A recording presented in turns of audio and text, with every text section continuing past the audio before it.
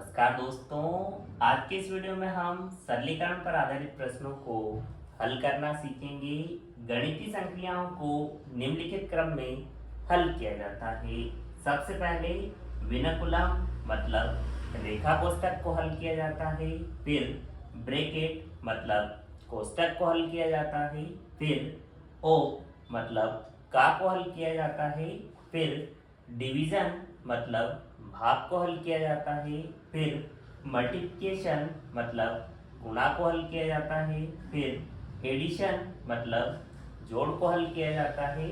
फिर सब्सट्रैक्शन मतलब घटाव को हल किया जाता है। सामान्यतः आपको रेखा कोष्ठक नहीं दिया जाता है तो आप इनको बोर्ड मार्क से भी याद रख सकते हैं। अब हम इनके बारे में थोड़ा सा समझते हैं। जैसे हमें उदाहरण दिया गया है, इसमें जिन संख्याओं के ऊपर रेखा कोष्ठक दिया गया है सबसे पहले हम उनको हल करेंगे। तो देखिए इनको हम इस तरह ही लिख लेंगे 9 भागित, अब 5 में से 2 जाएगा तो कितना बचेगा 3, तो हम 3 लिख देंगे। अब जब इस 9 में हम 3 से भाग देंगे तो कितना आ जाएगा 3 त्रिया 9, मतलब 3 आपके इस प्रश्न का उत्तर होगा। अब हम बात करते हैं कोष्ठक की। कोष्ठक में सबसे पहले छोटा ब्रैकेट हल करना है, फिर मंझला ब्रैकेट और अंत में बड़ा ब्रैकेट। अब हम समझते हैं का वाला गुणा और सामान्य गुणा में क्या अंतर होता है। हम जानते हैं कि पहले रेखा कोष्ठक, फिर कोष्ठक, फिर का, फिर भाग, फिर गुणा, फिर जोड़, फिर घटाव हल किया जाता है। आप इस प्रकार भी इसको याद रख सकते हैं। अब हम पहले देखते हैं का वाला गुणा। देखिए इस दिए गए उदाहरण में भाग और का दिया गया है और हम जानते हैं कि भाग से पहले का हल होता है, पहले हम इस का को हल करेंगे। तो का की जगह गुणा का चिन्ह लगाकर आपको हल कर लेना है। इसको हम इस प्रकार से लिख लेंगे 3 भागित 3, का की जगह गुणा का चिन्ह लगा देंगे 1/3। अब देखिए ये 3 से 3 कट जाएगा तो कितना बचेगा 1। अब हम इसको इस प्रकार से लिख सकते हैं 3 भागित, और यहाँ कितना बचा है 1। अब हम 3 में 1 से भाग देंगे तो कितना आ जाएगा 3, तो 3 आपके इस प्रश्न का उत्तर होगा। अब देखते हैं सामान्य गुणा। क्योंकि हम जानते हैं कि सामान्य गुणा से भाग पहले हल होता है तो हम इसमें भाग का चिन्ह पहले हल करेंगे। तो देखिए जब 3 से 3 में भाग लगाएंगे तो कितना आ जाएगा 1। अब हम 1 का गुणा 1/3 में कर देंगे तो कितना आ जाएगा यह 1/3। तो 1/3 आपके इस प्रश्न का उत्तर होगा। तो आपको समझ में आया का वाला गुणा और सामान्य गुणा में क्या अंतर होता है। अब हम प्रश्न हल करते हैं। प्रश्न हमें इस प्रकार से दिया गया है और हम जानते हैं कि इन दिए गए चिन्हों में सबसे पहले का हल होगा, तो हम का की जगह गुणा का चिन्ह लगाकर इसको हल कर लेते हैं। 2 से काटेंगे 2 दूनी 4, 2 का गुणा 1 में करेंगे तो 2 आ जाएगा। हम इसे इस प्रकार से लिख लेते हैं 36 भागित 2 प्लस 3/4 गुणा 3/2। अब क के बाद भाग हल होगा तो अब हम इस भाग के चिन्ह को हल कर लेते हैं। 2 से 36 में भाग देंगे तो कितना आ जाएगा 2 एकम 2, 2 अठी 16, 18 प्लस 3/4 गुणा 3/2।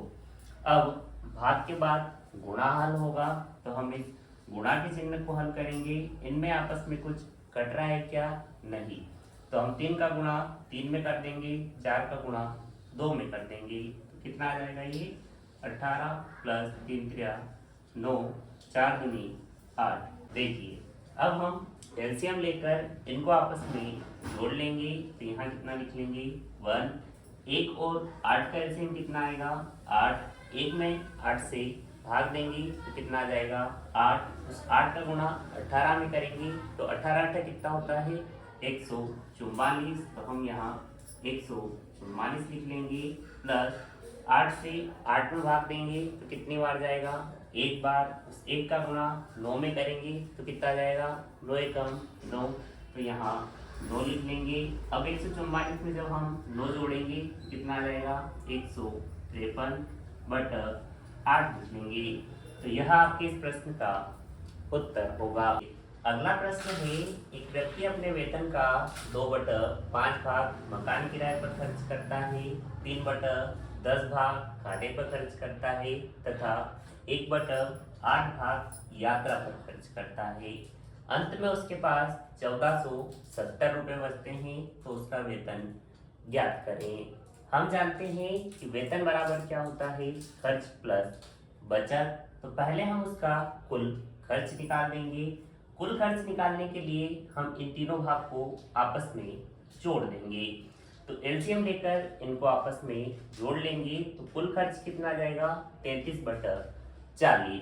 मतलब यदि उसका वेतन 40 रुपये है तो वह 33 रुपये खर्च कर देता है। अब हम उसकी बचत निकालेंगे। बचत कैसे निकालेंगे, इस 40 में से हम 33 माइनस कर देंगे बटा 40 लिख देंगे, तो बचत कितनी आ जाएगी, 7/40। अब हम मानेंगे कि उसका वेतन x है और इस वेतन का 7/40 भाग किसके बराबर दिया गया है, 1470 रुपये के। अब हम x की वैल्यू निकाल लेंगे तो ये 40 ऊपर चला जाएगा, ये 7 नीचे आ जाएगा। अब हम इसे हल कर लेंगे तो x की वैल्यू कितनी आ जाएगी, 8,400 रुपये। मतलब उसका वेतन 8,400 रुपये है। अब यदि हमें उसका खर्च निकालना हो तो हम कैसे निकालेंगे, इस वेतन में से इस बचत को माइनस कर देंगे तो हमें उसका कुल खर्च प्राप्त हो जाएगा। अगला प्रश्न है, 3 कुर्सी तथा 2 टेबल का कुल मूल्य 4,000 रुपये है, जबकि 2 कुर्सी तथा 3 टेबल का कुल मूल्य 3500 रुपये है। तो एक कुर्सी का मूल्य ज्ञात करें। तो माना एक कुर्सी का मूल्य x है और एक टेबल का मूल्य y है। अब हमें 3 कुर्सी का मूल्य निकालना है, तो 3 कुर्सी का मूल्य कितना आ जाएगा, 3x और 2 टेबल का मूल्य कितना हो जाएगा, 2y। अब इनका बोला है कुल मूल्य, मतलब इन दोनों को जोड़ देंगे, किसके बराबर है, 4,000 रुपये के, तो बराबर कितना लिख लेंगे, 4,000 रुपये। ये हमारी क्या हो गई, पहली इक्वेशन। अब देखिए अगला क्या बोल रहा है, जबकि 2 कुर्सी का मूल्य कितना आ जाएगा, एक का x है तो 2 का कितना हो जाएगा, 2x तथा 3 टेबल, एक टेबल का मूल्य कितना है, y, तो 3 का कितना हो जाएगा, 3y का कुल मूल्य, मतलब इन दोनों को जोड़ देंगे, किसके बराबर है, 3500 के बराबर 3500 लिख लेंगे। ये हमारी क्या हो जाएगी, दूसरी इक्वेशन।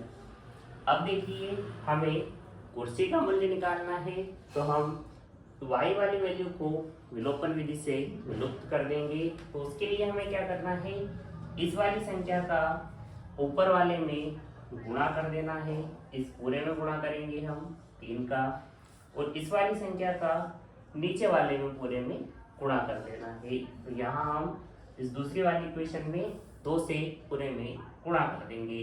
अब देखिए जब 3 का इसमें गुणा करेंगे तो कितना आ जाएगा, ये 3 3 9x प्लस 3 दूनी 6y बराबर 4 3 12, ये कितना आ जाएगा, 12,000।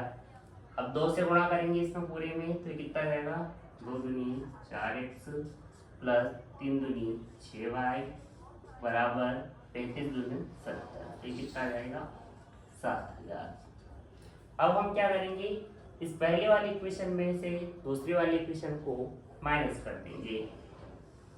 देखिए पहले में से दूसरे को घटाने पर तो 9 में से 4 जाएंगे तो कितने बचेंगे, 5x। इसमें से ये माइनस होगा तो क्या, ये माइनस हो जाएगा, मतलब ये आपस में कट जाएंगी। अब देखिए 12,000 में से 7,000 जाएंगे तो कितने बचेंगे, 5,000। ठीक है।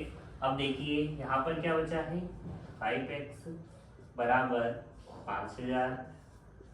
अब हमें x की वैल्यू निकालनी है, तो 5,000 बट 5 आ जाएगा, 5 से काटेंगे तो ये कितना आ जाएगा 1000।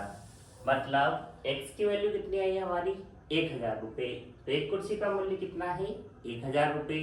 अब यदि हमें 2 कुर्सी का मूल्य पूछा तो हम क्या करेंगे, इस 1000 में 2 का गुणा कर देंगे तो कितना आ जाएगा वो 2000 रुपये। आया आपको समझ में।